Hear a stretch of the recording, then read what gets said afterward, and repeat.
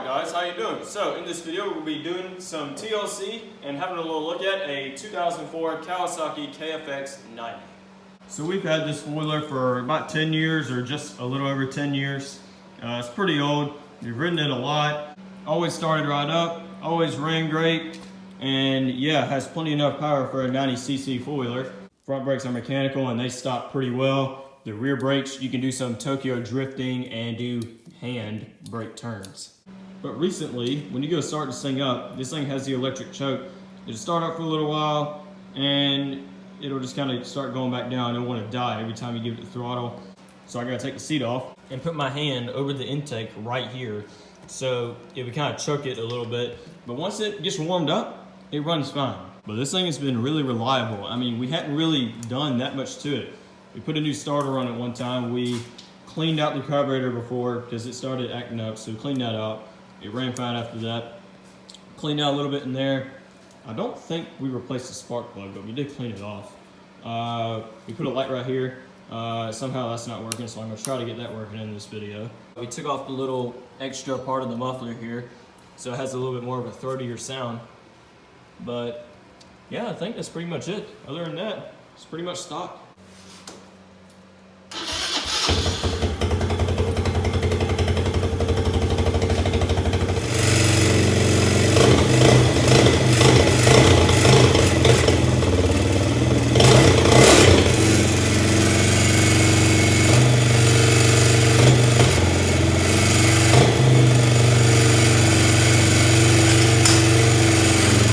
So I took it out there and drove it around, and sorry I didn't film it, but it's nighttime and I'm just a one-man band here trying to do all this bullcrap. Basically, I had to hold my hand over this part right here in order to get it to drive around a little bit. Because when I take my hand off of it, it just dies when I hit the throttle. And, you know, I had it like kind of right there. Even my hand over it, it would idle. Every time I hit the throttle, the thing wanted to stall. And even when I let my hand off of it, it would just completely stall. So something tells me the main jet is stopped up. Tops out about 30 miles an hour, which that's all I really want to go on a foiler this size. Even though this little Chinese foiler with the stage 2 212 in it with the torque converter with the juggernaut tops out about 42 miles an hour, and that's super sketchy. So let's get started. So first, let's get the side cover off. That is absolutely disgusting. And I'm gonna need to tighten that chain too. This kickstart, also doesn't fully return. Before we do anything, let's take it out and give it a good scrubbing. Boom, good as new. So now I'm gonna take the carburetor out. It's a bolt there, clamp there, a couple bolts on the other side, some linkage. All right, after about 2,000 years, I finally got it out. And oh my gosh, like this crap is just so tight to get in there and do anything. Like first, you know, this is too loose for the ratchet and too tight for your fingers to get these bolts out. Second, this thing is like freaking welded onto the end of it and there's no possible way you can get it out. Plus that carburetor had like layers and layers of just slimy black bull crap and cleaned this entire carburetor and some old gas. All right, so I took the bowl off and yeah, there's a little bit of garbage in there. So I'm just gonna go through, blow out all the jets and everything and reassemble it. All right, so I got the carburetor kind of halfway sitting back in there. I took off the fuel filter from the fuel line and I robbed this one from the Briggs & Stratton right over there. Because this fuel filter here, yeah, I don't think it's ever been changed and I think it needs to be changed. All right, so I got everything back together. Carburetor all hooked up, battery hooked up, air box back in. I left the filter out of it because the filter's right here and it is like literally disintegrating because that could have been the main problem from the beginning.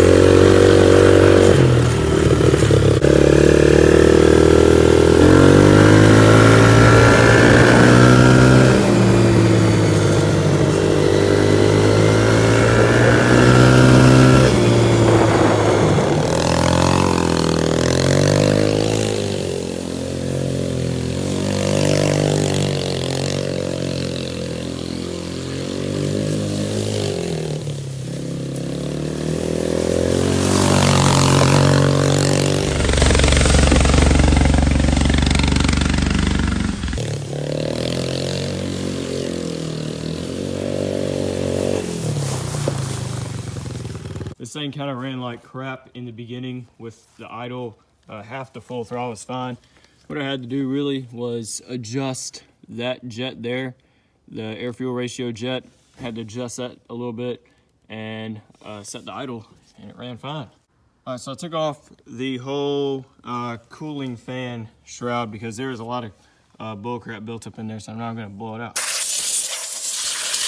So on this side, another thing we're gonna do is we're gonna rip this cover off and one, see if this thing has a speed color on it, which I don't think it does because it goes about 27 miles an hour. 2, to inspect the belt. 3, to clean up. And 4, to lubricate the kickstart. Boom.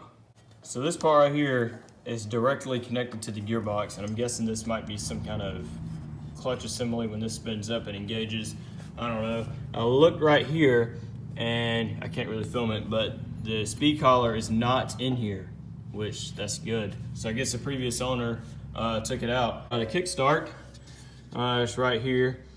So yeah, I'm gonna take this off and oil that up, make that free again.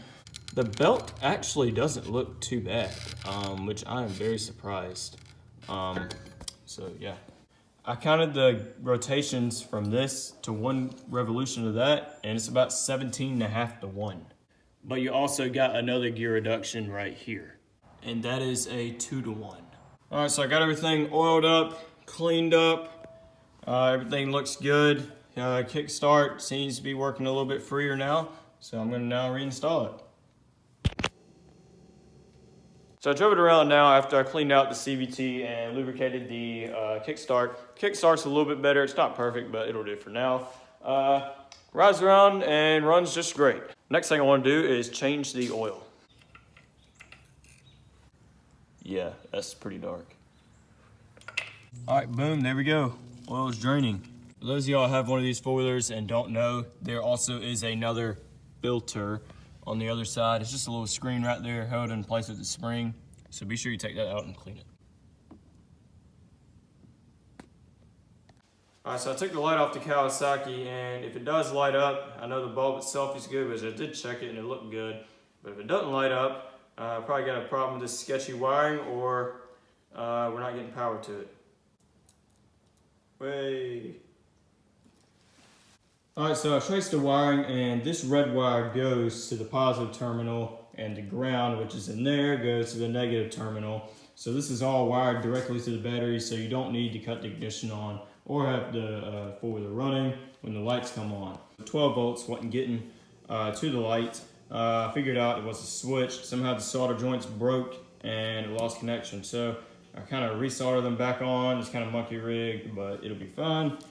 So I plugged it all back in and boom.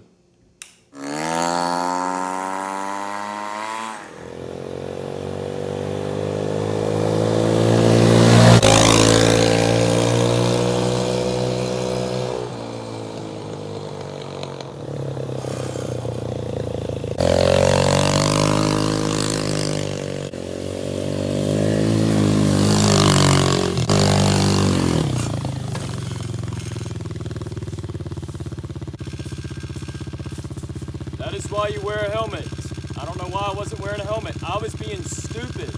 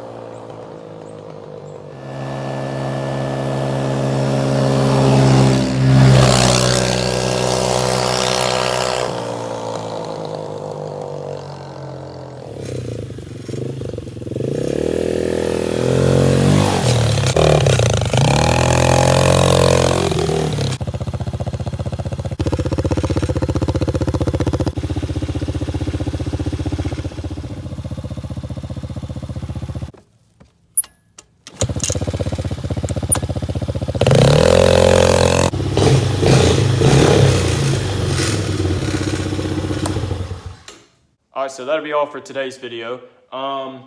If you got any useful information out of this thing, let me know in the comments. If you have any other mods or modifications you think we should do to this, let me know in the comments as well. And if you haven't seen the video where we swapped the 21 horse twin on the racing mower, I highly recommend that video if you want to go watch it. So yeah, I hope you liked this video. If you did, click all the other buttons on YouTubers tell you to click. If you didn't like this video, click a thumbs down twice, because 2's better than 1. 3 more doesn't work. And only if you want to do any of that, and y'all should see me in the next one.